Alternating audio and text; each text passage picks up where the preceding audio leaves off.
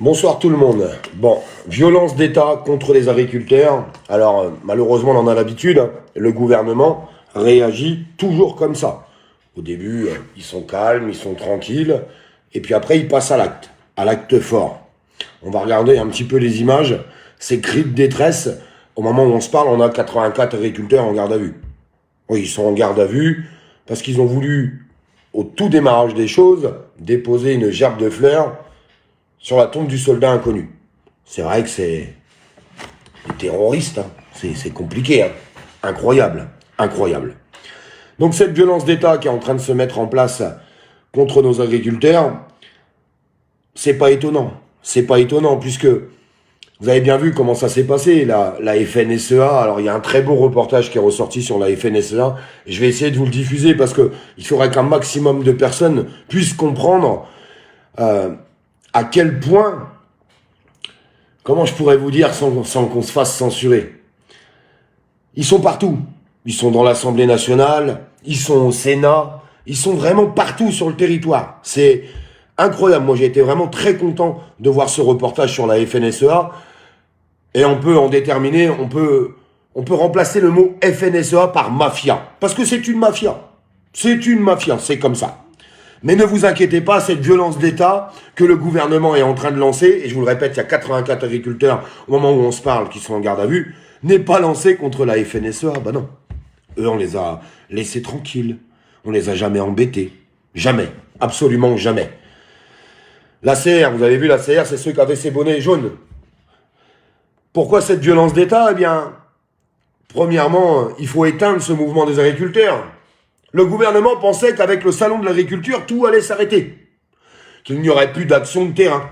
Mais tous ces petits agriculteurs, ils ont toujours rien obtenu. Rien du tout. Et ils sont déterminés. Et il faut les soutenir. En tout cas, moi, je les soutiendrai jusqu'au bout. Jusqu'au bout. Vous savez, faut faire la part des choses. Faut savoir faire la part des choses. Moi, je suis né à la campagne. Je suis sûr qu'il y a plein de gens qui nous regardent, qui sont nés à la campagne. Et nos petits agriculteurs de campagne, on veut les garder, on veut les sauvegarder. Rien n'a été fait pour eux. Et je vais pas vous donner un scoop, hein. Mais rien ne sera fait pour eux. Ils en ont rien à foutre de tout ça, le gouvernement. Aujourd'hui, vous avez vu ce qu'ils veulent faire? Un petit peu le système américain. Des énormes fermes. En fait, c'est des industries. C'est plus de l'agriculture, c'est de l'industrie. C'est de l'industrie. Voilà où on en est aujourd'hui. Ils n'ont pas besoin d'eux, ils en veulent plus d'eux. Ça les emmerde. Ça les emmerde de leur donner des aides. Ça les emmerde qu'ils soient payés au juste prix. Dans leur petit plan, dans tout ce qui est en train de se passer. On regarde 2 vidéos ensemble et on reprend juste derrière. Et j'ai plein de choses à vous dire aussi pour demain, mes amis. S'il vous plaît, partagez un maximum. Il faut soutenir nos agriculteurs. Il faut soutenir tous nos petits agriculteurs qui galèrent et qui continuent de galérer.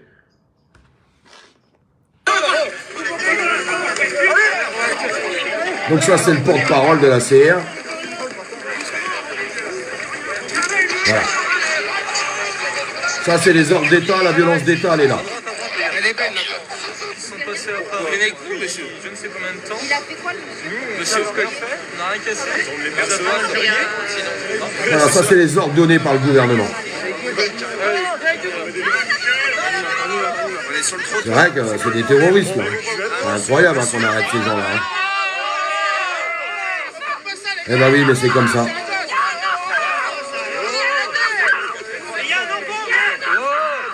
Il y a un enfant, vous entendez les cris? Et puis ça continue. J'ai honte pour la France parce qu'on a fait une... Il a raison d'avoir honte.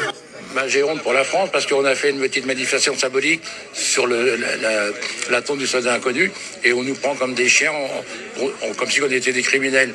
On est des agriculteurs. Moi j'ai 68 ans et je continue à travailler parce que je n'y arrive plus. Et les banques ne nous suivent plus. Là, je change la conversation. Les banques ne nous suivent plus. On n'est plus aidés.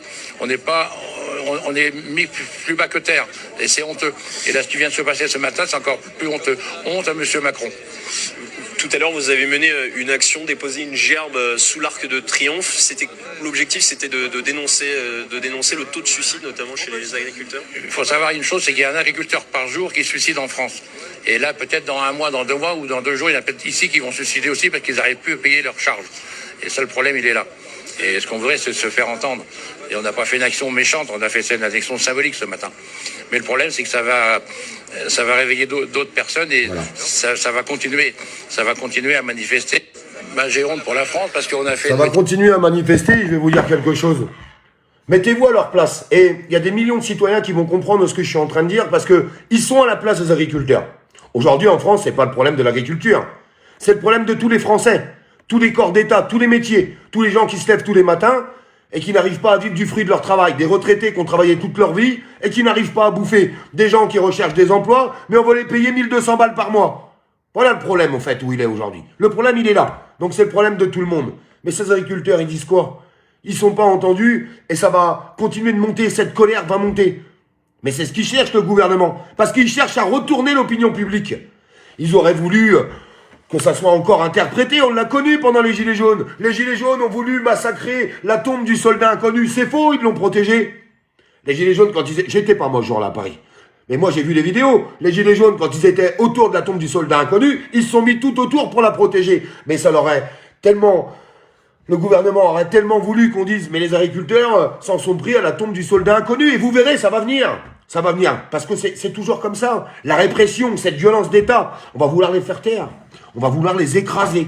Les écraser, je vous le dis. Donc il y a des actions qui vont se mener.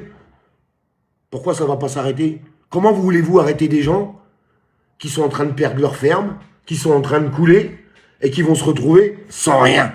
Sans rien du tout. C'est là que les gens deviennent dangereux. Quand tu n'as plus rien à perdre. C'est là que tu deviens dangereux. Et aujourd'hui, il n'y a pas que les agriculteurs qui sont touchés à travers tout ça. À travers tout ce qu'on vit. On a plusieurs problèmes en fait en France en ce moment. Un problème représenté par un seul problème. C'est le roi là-haut. Au-dessus, c'est le soleil, comme un ami me dit, qui est sur son trône. Avec son grand sourire, hein, parce qu'il rigole lui. Lui, ça le fait rire. Et quand vous êtes dans la merde, ça le fait rire. Ça fait rire ce mec quand on est dans la merde. Ça le fait rire. Quand le banquier vous appelle pour vous dire hey, « vous êtes à découvert, hein, il faut renflouer. Hein. » Puis quand vous prend 300 € d'agio, ça le fait rire. Quand tu te prives de manger, il y a des gens qui se privent de manger pour donner à manger à leurs enfants. On en est là. Hein. On finit un pays du tiers-monde. Hein. La France va finir un pays du tiers-monde, je vous le dis. Hein. C'est sûr et certain. Hein. Parce que l'autre, il continue de distribuer du fric partout. Des milliards, pas des millions, hein, un coup de milliards. Il était là aujourd'hui à inaugurer le village olympique. On n'en a strictement rien à foutre du village olympique. Vous êtes content que vos impôts aient payé le village olympique? Je vous pose la question, moi, mes amis. Vous êtes content? Ça va changer quelque chose à votre vie? On s'en carre le cul du village olympique. Et on s'en carre le cul des Jeux olympiques. Ah oui, c'est un peu virulent, hein, ça remue. Hein. Mais je préfère des gens qui mangent, qui ont un toit sur la tête, que le beau village olympique que M. Macron est content de faire voir. D'ailleurs, il a viré... parce qu'ils ont fait travailler des gens qui n'avaient pas de papier sur ce village olympique. Non, mais il faut savoir le dire, il faut savoir être juste, il faut dire la vérité. Hein. Ils ont fait travailler des gens qui n'avaient pas de papier. Et puis, quand on fait l'inauguration, on les fait pas voir. Hein. Ah non, c'est tout beau, tout propre, tout clean. Il est beau, le Macron. Ah, il est beau. Hein. Donc, on a ces problèmes. Aujourd'hui, les gens n'arrivent plus à vivre. Puis, on a un autre problème quand même de taille. Cette guerre, l'Ukraine, la Russie, qui tape à la tête de tout le monde, où les gens se disent, oui, mais bon, vous savez, il y a beaucoup de choses qui sont racontées, mais il faut faire attention. Alors, je vais être clair sur le truc. Je vais être très, très clair. Et personne ne pourra me contredire. Absolument personne sur ce live pourra me contredire. Je vous demande de le partager parce que c'est important. J'ai des dates à vous donner, des lieux à vous donner pour les gens qui veulent encore lutter. Ouais, il y en a encore. Il y a encore des courageux dans ce pays. Heureusement. Macron communique en disant « La Russie ne gagnera pas cette guerre ». Bon, très bien. Ok. Après, il communique en disant « Il va falloir qu'on envoie des troupes là-bas ». Ok, bon, très bien. Bon, à aucun moment, il dit « Il faut signer un traité de paix ». Non, parce que je pense que tout le monde qui est normalement constitué, il faut appeler à l'appel à trouver un traité de paix. De toute façon, il n'y a pas le choix. Il faut trouver un traité de paix. Oui, peut-être que l'Ukraine va devoir faire laisser passer certaines conditions, mais c'est mieux que les morts. C'est mieux que les morts. En tout cas, moi, je le pense. Mais comment voulez-vous que l'Ukraine gagne cette guerre s'ils n'envoient pas de soldats là-bas? C'est pour ça que je suis convaincu qu'ils vont envoyer des soldats là-bas. Ou alors, il faut qu'ils arrêtent cette communication. Il faut qu'ils disent, bon, ça va pas le faire. Il y a 200 000 hommes qui arrivent là sur le front. La Russie vient de renvoyer 200 000 hommes et attention le matériel qu'ils sont en train d'envoyer. Là, ils sont en train d'envoyer du lourd, du très très lourd. Comment voulez-vous que l'Ukraine gagne cette guerre alors que leur armée est déjà diminuée de moitié? tristement, parce que c'est des êtres humains qui sont morts au combat, il y en a la moitié qui sont morts. Comment voulez-vous qu'ils gagnent cette guerre? Alors les gens qui me disent, mais Olive, arrête de raconter n'importe quoi, ils en verront jamais d'hommes là-bas. Ah bah oui, ils devaient déjà pas envoyer d'argent, ils en ont envoyé, tous, hein, tous. Ils devaient pas envoyer d'armement, ah bah ils l'ont tous fait aussi. Et puis là on me dit, à moi, mais non mais Olive, ils vont pas envoyer d'hommes. Alors comment ils vont faire pour gagner cette guerre? Parce que je vais vous dire un truc. Dans leur petit business plan, à l'Europe, à l'OTAN, à Macron, ils vont être bien emmerdés si la Russie gagne cette guerre, je vous le dis, très honnêtement. Donc moi je pense sincèrement, je vous le dis, hein, et ça m'attriste de dire ça, hein, qu'ils vont pas laisser faire. Il faut appeler à la paix, il faut appeler, nous Français, il faut qu'on appelle très rapidement. On n'envoie plus de fric, on n'envoie plus d'armes, et on n'envoie certainement pas d'hommes là-bas. Moi j'ai pas envie de rentrer en guerre, ni pour moi, ni pour vous, et surtout pas pour nos enfants. Et les gens qui veulent envoyer des hommes en Ukraine, je le répète, je l'ai déjà dit, mais je vais le répéter une deuxième fois. Prenez tout de suite votre voiture, un billet de train ou un billet d'avion, et ceux qui veulent envoyer des hommes et des femmes françaises sur le front ukrainien, allez-y vous-même, allez-y, faites-nous voir, montrez-nous l'exemple. Et je vais commencer par les politiques. Les politiques qui veulent envoyer des hommes là-bas et des femmes là-bas, allez-y. Et les citoyens qui veulent envoyer des hommes et des femmes là-bas, allez-y. Mais arrêtez de nous faire chier, parce que nous, la guerre, on n'en veut pas. Il y a un rassemblement demain. Passez l'info, parce que trop peu de personnes sont au courant. Il y a un rassemblement à 15h, Champ de Mars. Place Jacques Rueff. 15h, Champ de Mars, place Jacques Rueff. Faites une petite publication sur vos réseaux sociaux pour dire il y a un rassemblement pour appeler à la paix, à l'article 35, à l'article 68. Article 68, destitution du président. Article 35, obligation d'un vote au Parlement pour envoyer des soldats là-bas. Parce que là, Macron, il fait ce qu'il veut. Hein. Ah, c'est le chef des armées. Il fait ce qu'il veut. S'il a envie d'en envoyer, il envoie. Ouais, il fait ce qu'il veut. Rassemblement demain, 15h, Champ de Mars, place Jacques Rueff. S'il y a d'autres rassemblements qui sont prévus, que ça soit à Toulouse, à Montpellier, à Lille, j'en sais rien où, marquez-le dans les commentaires, s'il vous plaît. Et si vous voyez passer ces commentaires, je vous demande de les liker pour qu'ils puissent remonter en tête de liste dans les commentaires. Super important. Je vous demande de partager aussi un maximum pour que ça puisse se diffuser. Il faut appeler à la paix. Il faut appeler à la paix et il faut arrêter tout ça. Il faut arrêter ce massacre. Il faut arrêter ce massacre. Parce qu'à côté de ça, et je vais finir mon live là-dessus, pendant qu'on envoie des millions d'euros là-bas, bah voilà ce qui se passe chez nous en France. Je vous fais voir ça. Je vous ferai un petit coucou juste pour finir le live. Écoutez bien. Voilà ce qui se passe chez nous en France.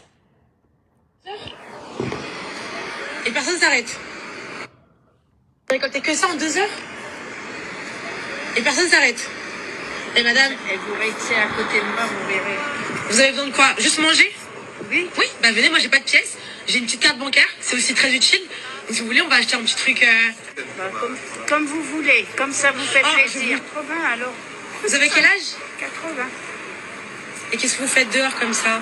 Eh ben parce que j'arrive plus à manger, alors je me mets comme ça.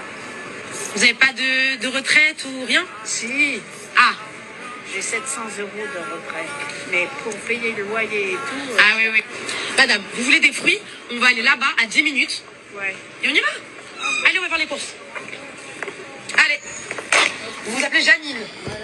Comme, Voilà, c'est la France du jour, la France d'aujourd'hui. Pendant que Macron envoie des milliards partout, bah vous avez des gens qui ont travaillé toute leur vie, qui ont 700 euros de retraite, qui font la manche parce qu'ils n'arrivent pas à manger. Voilà où on en est. Il y en a qui sont fiers de ça, il y en a qui sont encore fiers de défendre Emmanuel Macron, c'est ça? Eh ben dis donc, je sais pas comment vous faites pour vous regarder dans une glace. Je m'adresse à ces gens-là. Comment vous faites encore pour vous regarder dans une glace? On est en train de devenir un pays du tiers-monde. C'est du délire total. Les gens n'arrivent même plus à bouffer. Pitoyable.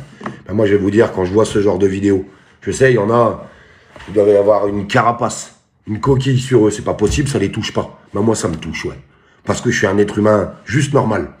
Et quand t'es un être humain juste normal, c'est obligé de te toucher quand tu tombes là-dessus. C'est obligé de te toucher quand tu vois ce genre de choses. Et ça te dit qu'une seule chose, qu'il faut pas arrêter de lutter. Et qu'il faut aller jusqu'au bout. Et certainement pas s'arrêter. Certainement pas s'arrêter. Je vous demande de partager le live pour que l'information pour demain 15h puisse circuler un maximum. Je compte sur vous. Ça prend 2 secondes, s'il vous plaît. Juste 2 secondes. Un petit like, un petit partage, s'il vous plaît. Je vous embrasse.